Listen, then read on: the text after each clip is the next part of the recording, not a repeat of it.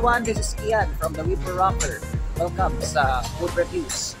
Nandito tayo ngayon sa Tomas Morato para subukan ang mga pagkain sa Korean J's Grill at may mga kasama tayong mga special guests. So kaway-kaway sa mga special guests natin. Sama natin si Daddy Don, si Jaja, si Lek at saka si Pete. So kaway kayo sa inyo. Nahiya sila sa camera. So magsusubo kami ng mga iba't ibang pagkain sa restaurant ko. Kaya ano pa ang iniintay natin? Tara!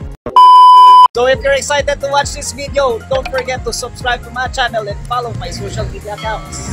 Tara!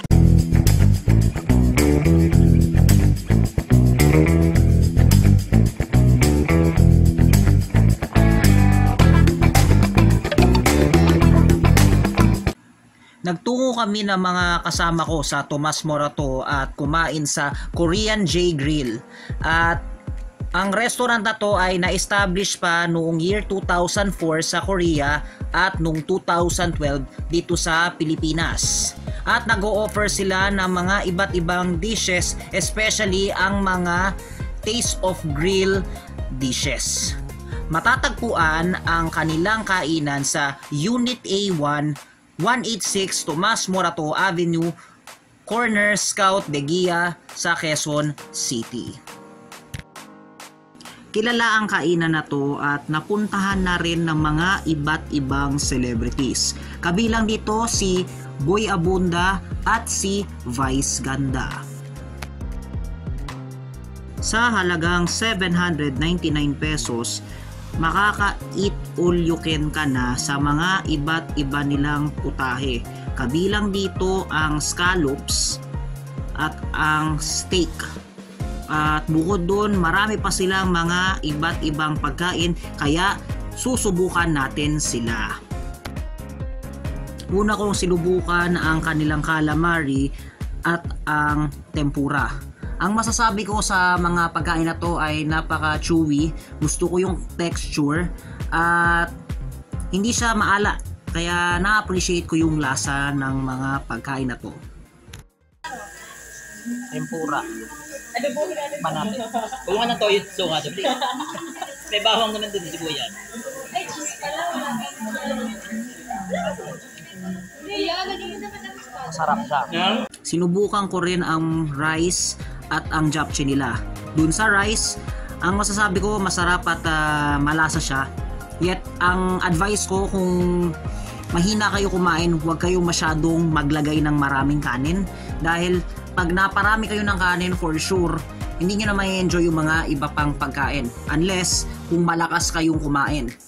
Doon naman sa japchae, ang masasabi ko ay nothing special. Ang masasabi ko lang ay gusto ko yung noodles madulas at saka yung gulay ay fresh. Pero nung sa lasa, nothing special. Same lang siya ng mga typical na japchae. Sinubukan ko rin yung fried chicken at ang masasabi ko dun sa fried chicken ay panalo. Bukod dun sa pagiging boneless niya ay napaka-chewy niya. Magagaling ng mga chef natin ngayon. You.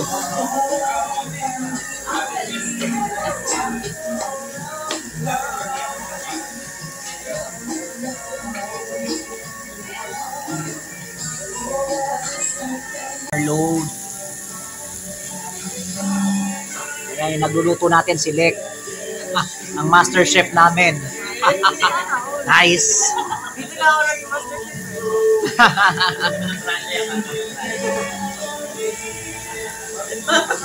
Korea. Okay na to. Yun, oh. At nag-proceed na kami sa main attraction ng kanilang kainan, ang kanilang samgyup. Marami silang mga iba't ibang choices. Merong beef, merong pork, merong seafood. At ang talagang nilantakan namin dito ay ang steak at ang scallops. So let's start with the steak. Sa steak, masasabi ko na maganda yung quality ng beef at may enjoy mo talaga siya. Masarap siya. Pero masasabi ko rin na depende to sa type ng luto mo. Personally, bet ko yung rare. Despite the fact na para siyang bubble gum texture-wise, kasi para siyang lumalaban sa ngipin mo, yet mas nararamdaman ko yung tamis ng beef pagka rare yung luto. At the same time, napaka-juicy niya. Kaya solid talaga ako dun. At the same time, yung beef nila o yung steak nila hindi nakakasawa. Kahit nakarami ka na, hindi mo mafe-feel na busog ka. Meanwhile, sa scallops, one word lang masasabi ko. Wow! Grabe, napakasarap niya. Sa mga kasama ko, ito yung talagang nilantakan namin at nakarami kami ng order. Ang masasabi ko dun sa scallops ay napakatamis at masasabi kong fresh. At bukod dun, yung quality niya ay napakaganda. It's just like para kang kumakain sa mga mamahaling restaurant. At saludo ko dun sa quality na binigay nila dun sa mga scallops. So far, sa lahat ng mga kinain namin dito, ito talaga yung pinaka na-appreciate ko sa kanilang menu. Trinay namin din ang pork samgyupsal at ang masasabi ko lang naman dun sa pork samgyupsal nila, masarap naman siya, yet masasabi ko na oily at madali kang mabubusog kapag nakarami ka nito. So, ang masasabi ko lang dito, masarap lang siyang kainin kapag may kasamang rice, pero yung kakainin mo siya as is yung pork, I suggest samahan nyo ng lechugas para hindi kayo agad magsawa. Gusto ko rin yung Korean hot pot na kasama dito sa menu nila at ito yung isa sa nilantakan ko kasi yung gulay nila ay napaka-fresh at favorite ko dito yung corn.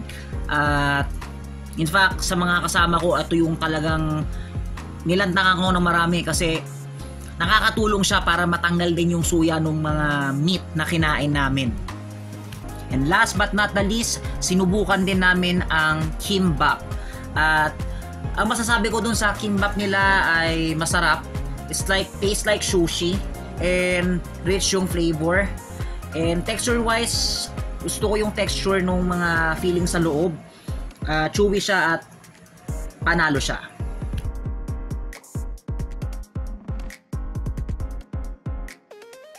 It's time for the verdict. Ano ba ang masasabi namin dito sa dining experience namin sa Korean J's Restaurant? So, overall, na-appreciate ko yung mga putahe na sinerve nila. Wala akong masabi na flaws sa kainan na to, kaya panalo siya. Customer service wise, panalo rin. Attentive naman yung staff, kaya talagang binibigyan ko rin ng kudos dun.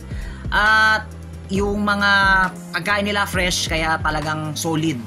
So, masasabi ko rin na for the price wise, kung may kasama ng scallops at steak, for the price of 799 pesos, napakasulit na niya.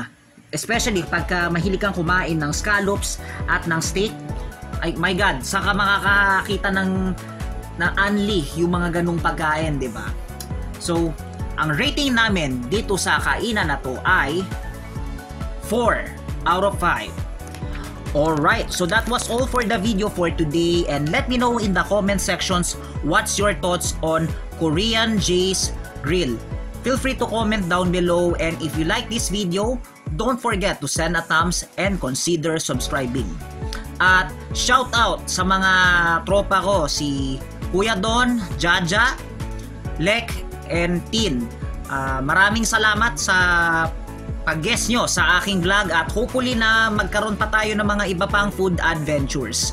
So, magkita-kita tayo sa susunod na episode ng Food Reviews. This is Kian signing off.